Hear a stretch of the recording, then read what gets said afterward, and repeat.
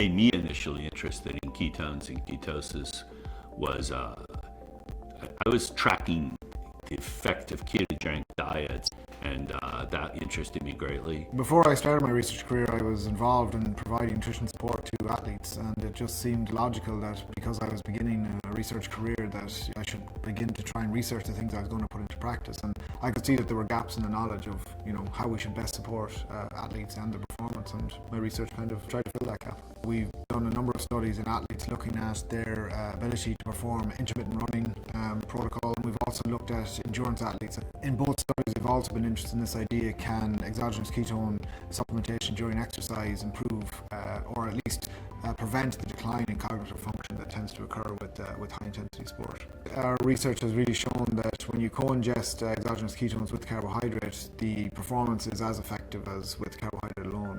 One of the more interesting findings that we had was that in what's typically seen with high intensity efforts is that athletes their cognitive function will tend to decline over the course of a session, and what we have seen is that decline is prevented when ketones are added to the fuel mix.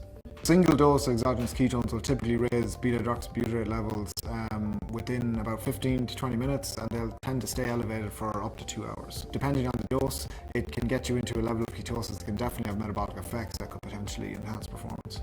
So some people would say there's no benefit and there's a harm, because as soon as you take the exogenous ketone, you've interrupted the normal process.